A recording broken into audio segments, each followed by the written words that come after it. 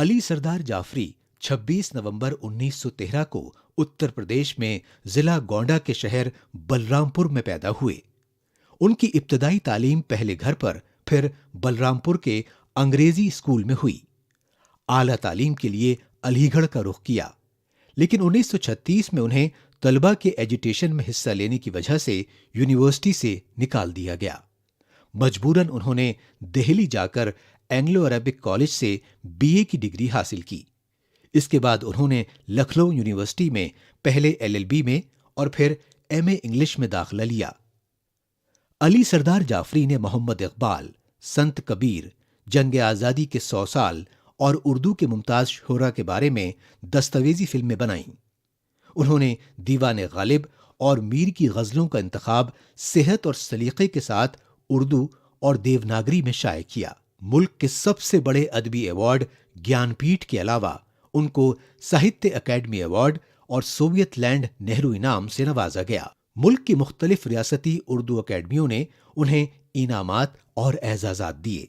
1 अगस्त सन 2000 को दिल का दौरा पड़ने से उनका इंतकाल हो गया। उनकी शायरी वो शायरी है जो रहती दुनिया तक कायम दायम रहेगी। जब तक उर्दू अदब के चाहने वाले जिंदा रहेंगे, तब तक उनको अली सरदार जाफरी याद आते रहेंगे। नाजरीन आदाब, डीडी उर्दू के इस खुसूसी प्रोग्राम शेर व सुखन में आपका इस्तकबाल है, खैर मकदम है। मैं हूं आपका मेज़बान शफ़ी अय्यूब और आप देख रहे हैं डीडी उर्दू का खुसूसी प्रोग्राम शेर व सुखन। शेर व सुखन उर्दू शायरों की गुफ्तगू, उर्दू शायरी की गुफ्तगू। उर्दू शायरी दिलों को गरमाने वाली शायरी, उर्दू शायरी दिलों को जोड़ने वाली शायरी, उर्दू शायरी खामोशी के सन्नाटे को तोड़ने वाली शायरी, जिसमें गुफ्तगू हो।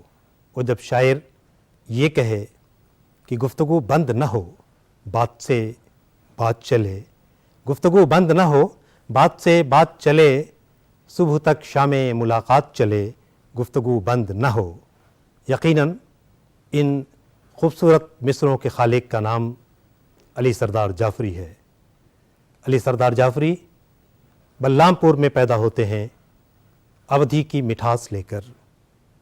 लखनऊ में वो बचपन बीतता है लखनऊ की तमाम तर नज़ाकतों के साथ। अलीगढ़ की रानाई और सरमस्ती उनकी शायरी में शोखियाँ भर देती है। और दिल्ली क़याम के दौरान ये मीर गालिब की दिल्ली ने उनको वक़ार बख्शा। और जब मुंबई की बाहों में जाते हैं तो मुंबई की बाहों में समेट कर ये नौजवान शायर, जिसे हम अली सरदार जाफरी के नाम से जानते हैं, दुनिया को अमन का पैगाम देता है। ये दुनिया को मसावात का पैगाम देता है। दुनिया को हिंदुस्तान की हज़ारों साल की तारीख़, उस तारीख़ में जो पैगाम छुपा हुआ है, वो पैगाम पहुंचाता है और लिखता है कि एशिया जाग उठा। एशिया जाग उठा का शायर अली सरदार जाफरी। अली सरदार जाफरी नाबग़ैर रोज़गार थे। ये एक ऐसा जुमला है जो बड़ी आसानी से किसी की भी शान में कह दिया जाता है। कभी कभार ऐसा होता है कि ये बात जिस शख्सियत के लिए कही जा रही है वो वाकई इस लायक होते हैं। जाफरी साहब मरहूम के साथ ये बात है। एक मुतनव्वे जहात रखने वाली शख्सियत रही है जाफरी साहब की।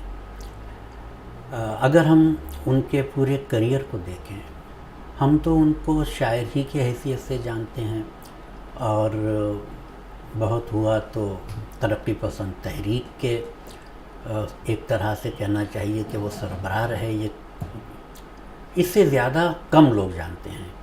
लेकिन जाफरी साहब का जो मैदान थे उनमें क्या क्या गिनवाऊँ मैं, वो बहुत अच्छे मुतरजिम थे। रजनी पामदत्त की अंग्रेज़ी किताब का उर्दू तर्जुमा उन्होंने किया है। रफ़ीक़ ज़करिया ने अंग्रेज़ी में नावल लिखा था रज़िया सुल्ताना पर। जाफरी साहब ने उस पूरे नावल का उर्दू तर्जुमा किया है। वो उर्दू तर्जुमा उन्होंने क़िस्तवार अपने अदबी रिसाले या जरीदे गुफ्तगू में शाये भी किया। उनकी ये अदबी सहाफ़ती ख़िदमात भी बड़ी मुनफरिद रही हैं। गुफ्तगू के ज़्यादा शुमारे तो नहीं निकले, 5-6 निकले होंगे मेरे ख़याल से, लेकिन हर शुमारे की अपनी एक इनफरादियत रही। और जैसे जाफ़र ज़टल्ली पर पहला भरपूर मज़मून अगर उर्दू में किसी का रहा है तो वो मरहूम रशीद हसन ख़ान साहब का है। अली सरदार जाफ़री जब गज़ल की बात करते हैं तो कहते हैं, संवारिए गज़ल अपनी बयान गालिब से, संवारिए गज़ल अपनी बयान गालिब से, ज़बान मीर में भी हाँ कभू कभू कहिए, ज़बान मीर में भी हाँ कभू कभू कहिए।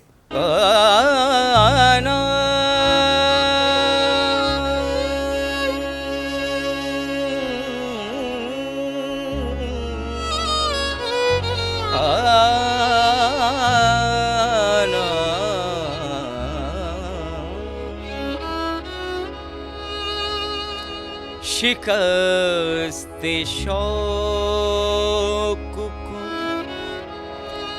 तकमील आरज़ू कहिए, शिकस्त शौक को तकमील आरज़ू कहिए, शिकस्त शौक। गामा पानी सा गर निदा, मादा नि सा निदा सा निदा पा, शिकस्त शौक तकमील आरज़ू शिकस्त शौक तकमील आरज़ू कहिए, जो तिश्नगी हो तो पैमाना सुगू कहिए, जो तिश्नगी हो तो पैमाना सुगू कहिए, शिकस्त शौक।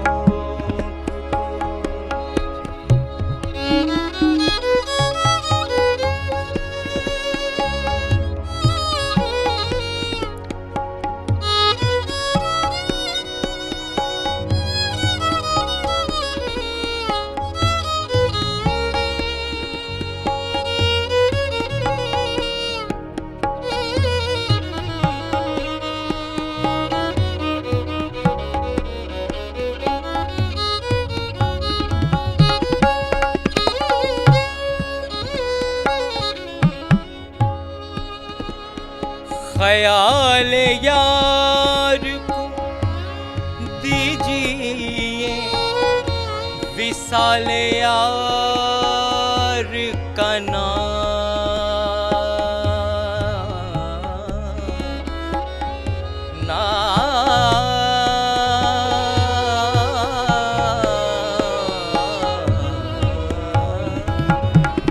ख्याल यार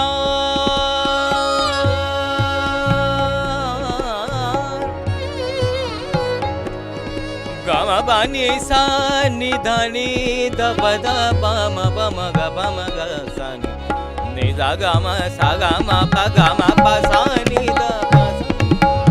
ख्याल यार को दीजिए, विसाल यार का नाम, शबे फिराक को गेसू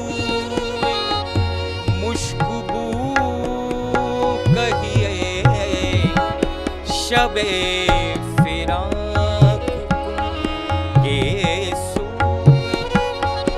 मुश्कबू कहिए, शिकस्त यार को तकमील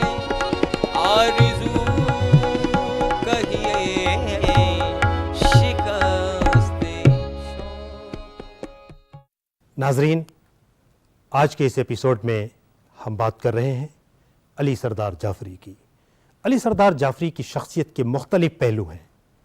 वो एक बेबाक मुक़र्रिर हैं, शोला बयान मुक़र्रिर हैं, वो एक फ़िल्मकार हैं, वो एक शायर हैं, वो एक दानिश्वर हैं और वो सच्चे हिंदुस्तानी हैं जो हिंदुस्तान अमन के पैगाम को सारी दुनिया में पहुंचाना चाहते हैं। अली सरदार जाफ़री सिर्फ मीर व गालिब पे नहीं लिखते हैं, वो कबीर पे लिखते हैं, वो मीराबाई पे लिखते हैं। वो मीरा और कबीर के पैगाम को न सिर्फ उर्दू दुनिया तक पहुंचाते हैं, बल्कि अली सरदार जाफ़री की कोशिश है कि तराजिम के ज़रिए मीरा और कबीर का पैगाम दुनिया तक पहुँचे और दुनिया को ये मालूम हो सके कि हिंदुस्तान की हज़ारों साल की जो तहज़ीब है वो अमन व आश्ती की तहज़ीब है। हिंदुस्तान ने दुनिया को अमन व आश्ती का जो पैगाम दिया था वो पैगाम आज भी दुनिया तक पहुंचता रहे। मंजिल तो उनकी पहली तख्लीकी किताब है, तनकीदी किताब, इल्मी किताब उनकी तरक्की पसंद अदब है और उसमें उन्होंने उस वक्त तक की उर्दू शायरी का जायज़ा पेश किया था तरक्की पसंद नज़रिया अदब की रोशनी में, और वहाँ उन्होंने इक़बाल को रजत पसंद शायर करार दिया था। लेकिन वही जाफ़री साहब जब वक्त गुज़रता है तो उनकी ये राय बदलती है और इक़बाल पर पूरी किताब उनकी है और मैं ये समझता हूँ कि इक़बालियात में जाफ़री साहब की वो किताब एक नुमायाँ मकाम रखती है। जाफ़री साहब ने मीर, गालिब, कबीर और मीरा जी के कलाम का नागरी रूप भी तैयार किया और इन चारों के कलाम पर एक मुक़द्दमा लिखा। कबीर मीरा का मुक़द्दमा तो सफदर मरहूम से लिखवाया था, लेकिन कबीर, मीर और गालिब पर मुक़द्दमा खुद जाफ़री साहब ने लिखा और बाद में उसी में इक़बाल को शामिल करते हुए एक अलग किताब भी उन्होंने तैयार की। वो जो उन्होंने मुक़द्दमे लिखे हैं वो बड़ी कदर की चीज़ हैं। और एक आखिरी किताब उनकी रहलत के बाद गालिबन शायद हुई है, सरमाया सुखन। एक जिल्द उसकी छपी है और जैसा कि मुझसे कहा गया है इतना मवाद तैयार है, रखा हुआ है कि उससे 2-3 किताबें और बन जाएंगी। अली सरदार जाफ़री ने गज़लें भी कही हैं, नज़में भी कही हैं, नस्र भी लिखा है, मरसियों पे भी काम किया है, अवध की तहज़ीब को भी जिया है। जब उनकी शायरी की बात होती है तो कभी कभी हम हंगामा आराइयों का ज़िक्र करते हैं, लेकिन हम भूल जाते हैं कि जब रूमानी शायरी की बात आती है तो अली सरदार जाफ़री का मकाम वहाँ भी बहुत बुलंद है। बहुत मशहूर नज़्म है नवंबर मेरा गहवारा, जिस नज़्म में वो नवंबर के हवाले से अपनी बात करते हैं। मेरे लग़ज़ीदा कलम ने एक रंगी और खुशबूदार कागज़ पर बड़ी मुश्किल से रुकते रुकते हरफ़े इश्क लिखा और किसी की बारगाहे हुस्न में भेजा। हया की शम्मा जल उठी हरी में दिल्लुबाई में, घुमाया सर झुकाकर देर तक कंगन कलाई में। ये हिंदुस्तान की वो तहज़ीब है जिसको अली सरदार जाफ़री ने अपने लफ्ज़ों में सजाया है।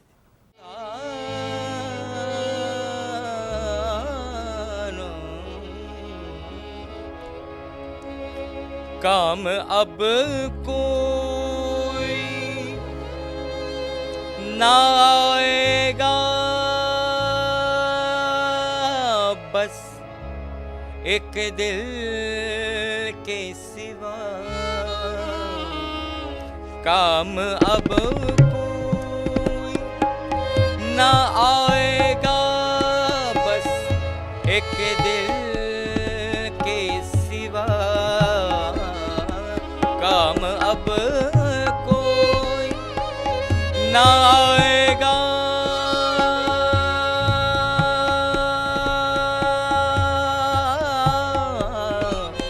काम अब कोई ना आएगा, बस एक दिल के सिवा। रास्ते बंद हैं सब पूछे कातिल के सिवा, रास्ते बंद हैं सब पूछे कातिल के सिवा, काम अब कोई ना आएगा।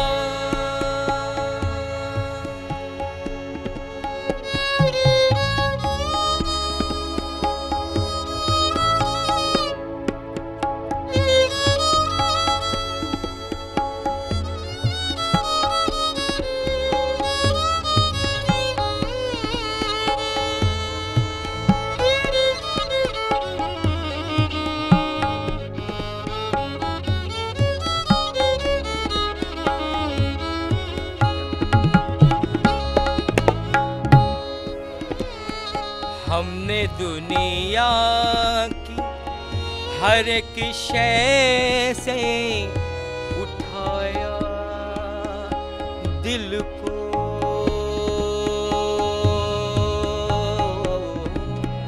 हमने दुनिया की हर एक शय से उठाया दिल को, लेकिन एक शेख हंगामा है, लेकिन एक शौक हंगामा है महफिल के सिवा, लेकिन एक शौक के हंगामा है महफिल के सिवा, रास्ते बंद हैं सब पूछे कातिल के सिवा, काम अब कोई ना आएगा बस एक दिल के सिवा। अली सरदार जाफरी की शायरी में जो तनव्वु है, जो रंगारंगी है, वो शायरी दरअसल हमारी हिंदुस्तानी तहज़ीब की जो रंगारंगी है उसकी नुमाइंदगी करती है वो शायरी। अली सरदार जाफरी कहते हैं, याद आए हैं अहद जुनू के खोए हुए दिलदार बहुत, याद आए हैं अहद जुनू के खोए हुए दिलदार बहुत, उनसे दूर बसाई बस्ती जिनसे हमें था प्यार बहुत, जिनसे हमें था प्यार बहुत। जो भी मिला है ले आए हैं दागे दिल या दागे जिगर, जो भी मिला है ले आए हैं दागे दिल या दागे जिगर, वादी वादी मंजिल मंजिल भटके हैं सरदार बहुत। सरदार के इस भटकने ने हमें दुनिया दिखाया और वो दुनिया थी मोहब्बतों की दुनिया। बहैसियत शायर ज़बान व बयान पर जो उबूर सरदार जाफरी साहब को हासिल था वो बेमिसाल था। आप यूँ समझिए कि 8 बरस की उम्र में जिस लड़के को अनीस के कम से कम 1000 शेर याद हों, ज़बान के साथ और तहज़ीब के साथ और लफ्ज़ों के साथ, फ़िक्र के साथ, अंदाज़ बयान के ताल्लुक़ से उसके यहाँ कैसी कैसी और क्या क्या सलाहियतें पैदा हुई होंगी। ये वो दौलत थी जिसे लेकर बहैसियत एक तख्लीकी फ़नकार के वो मैदान में उतरे थे। नया पैगाम तरक्की पसंद तहरीक का था और तरक्की पसंद शायरों का, अफसाना निगारों का, अदीबों का जो हदफ था वो यही था कि नया पैगाम हम हमारे अदब की वसातत से आवाम तक पहुंचाएंगे। नए पैगाम को फ़न में डालने के लिए तरक्की पसंद तहरीक ने, बल्कि तरक्की पसंद शायरी ने शेर की हयत में भी तजुर्बे किए, इजहार के नए पैराए तलाश किए, पाबंद नज़्म के मुकाबिल आज़ाद नज़्म और नज़्म मुर्रा, ये जो दो असनाफ हैं, इन्हें तरक्की पसंद तहरीक ने इस्तेहकाम बख्शा है। अली सरदार जाफरी उन शायरों में हैं जो उर्दू से मोहब्बत का सिर्फ दम नहीं भरते थे, बल्कि अमली तौर पे उर्दू से मोहब्बत का जो पैमाना था उसे दुनिया के सामने रखने का काम किया। अली सरदार जाफरी का मशहूर तराना है, हमारे नगमों की जान उर्दू, हमारी प्यारी ज़बान उर्दू। आइए ये नगमा भी सुनते हैं, ये तराना भी सुनते हैं। हमारी प्यारी ज़बान उर्दू, हमारी नगमों की जान उर्दू।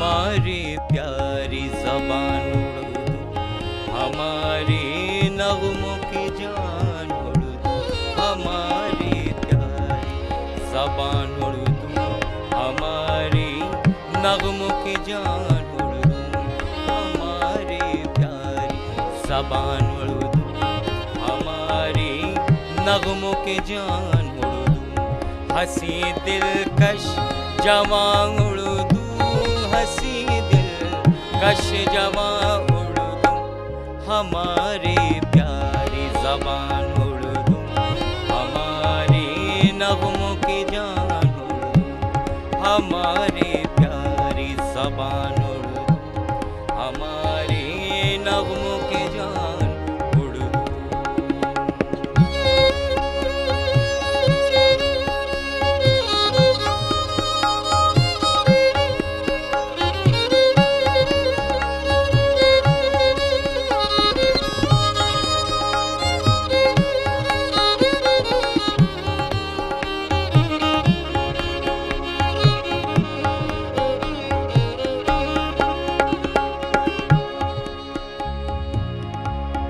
ये वो ज़बां है कि जिसको गंगा के जल से पाकीज़गी मिली है।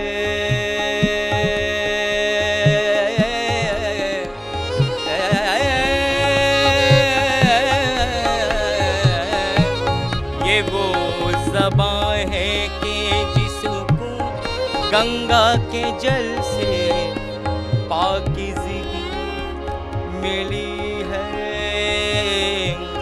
अवध की ठंडी हवा के झोंकों से जिसके दिल की कली खिली है।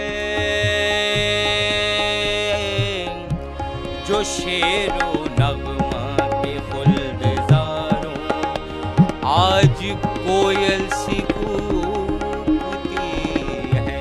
जो शेरो नगमा के गुलज़ारों में आज कोयल सी कूकती है। हमारे प्यारी ज़बां उर्दू, हमारी नगमों की जान उर्दू।